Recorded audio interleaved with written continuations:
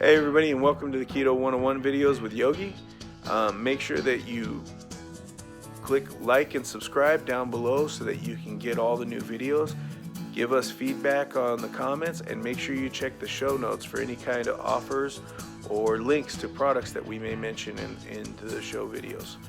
Also, remember, I'm not a doctor. This is not medical advice. This is simply guidelines of how to do a ketogenic diet in basic standards and how I would follow the ketogenic diet. All right, everybody, have a great day and enjoy the video. Hey everybody, it's Yogi, and welcome to another Keto 101. Today, we're going to talk about budget. A lot of people think that going and changing their lifestyle to a healthier lifestyle, eating healthy foods, going to break the bank. And that's really doesn't have to be the case. Anytime that you're going to make a healthy choice for yourself that is going to be sustainable over time, it has to be A, tasty. You got to enjoy what you're doing, what you're eating. B, it's got to be affordable. If it blows your budget out to try and buy healthy foods, then you're not going to stay on that diet. So you're going to end up on that roller coaster of up and down fat loss, or not exactly achieving the health goals that you want to achieve because you can't stay on it for long. So with keto, you'll see a bunch of people out there telling you that you have to buy this product in order to be keto. You have to get this MCT oil. You have to get these collagen peptides. You'll see a number of very expensive products out there that will say will get you into ketosis faster, that it'll help you, and in order to be healthy on keto, you have to take these things. And it's just not the case. It is very simple to be on keto, and you can do it on a pretty decent budget. When I was a truck driver, I didn't have a lot of money, and I was able to maintain a ketogenic diet with limited access to foods and on a fairly tight budget a lot of times. Foods that you can get that can help you maintain ketogenic diet that aren't very expensive are things like ground beef or ground meat in general. Butter is packed in calories. You don't have to use a lot of it, and it's not very expensive even to get a good quality butter.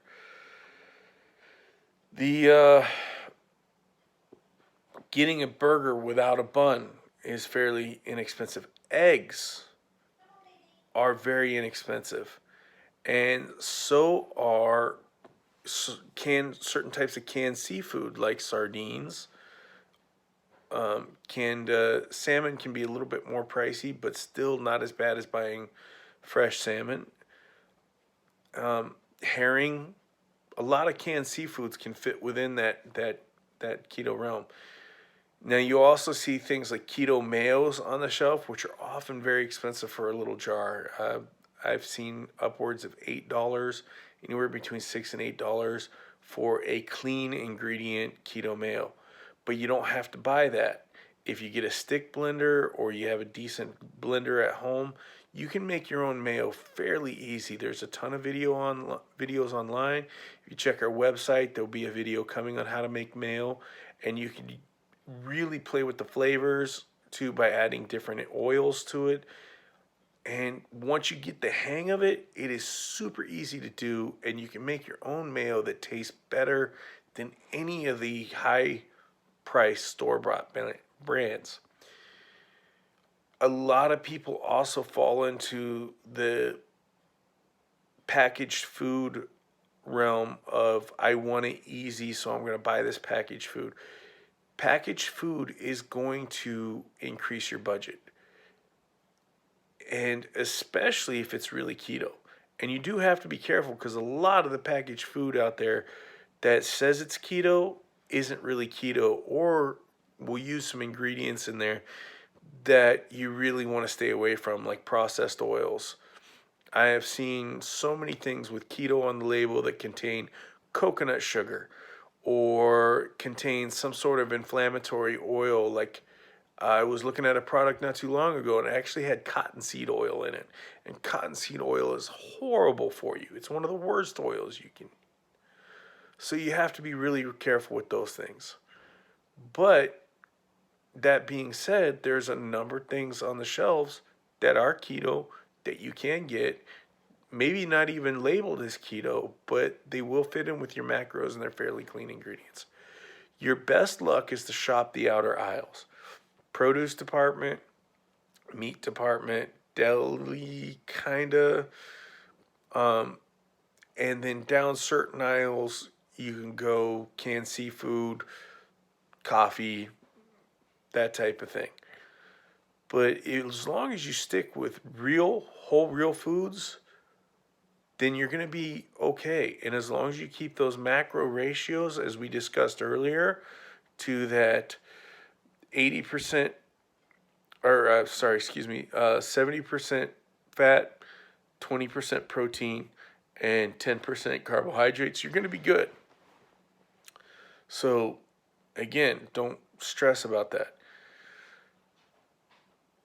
The foods that you could also get that are very inexpensive that can really help you stay keto are organ meats. It can turn off most of us in the U.S. who haven't grown up with them, but you can get used to them over time. I know liver is a tough one, but things like beef tongue. Beef tongue kind of tastes like roast beef, but much more tender texture. Very inexpensive to buy. You can get oxtails. Oxtails, they're very inexpensive. Great source of collagen. And you could boil them up with a nice tomato sauce, make an oxtail stew, either Caribbean style or more country style. There's a ton of different ways to do it. You can get things like the cheek meat, and which is also very tender, very tasty, and it's actually a desired meat in many countries outside the U.S. Going to places like the ethnic markets, like the Mexican markets or the Asian markets, is a great place to go to get some meats, especially some uncommon cuts that won't cost you a lot of money. You can actually get great deals there as far as the meats go, the ones that have the meat department. So these are some great options. One of the things that I would do on the road often is I would stock my truck with a lot of canned sardines, and I would make essentially a tuna salad with a can of tuna, a can of sardines, and my tuna salad ingredients. For those that don't like sardines, that's a great way to add a bunch of nutrients to your diet. And when you mash the sardines in with the tuna and make a tuna salad, you don't even taste that they're there because they taste just like the tuna. So it's inexpensive. It fits in the keto macros. For most of us, won't break the bank. So that's the nuts and bolts of eating keto on a budget. If you can afford it, get the higher quality meats. If you can't, get what you can afford and don't feel bad about it. One of the things that happens on the ketogenic diet for most people is that after a period of time on there, when the hormones inside the body balance out and you're not dropping blood sugar so much, so you're not firing off with that ghrelin, and you're producing more leptin for satiety and less ghrelin for hunger, then you often will stop craving to eat so much or to have so many meals. And that alone, the fewer times eating per day because of not having to spike up the blood sugar after a big crash, can also help with the budget because you're not buying as much food.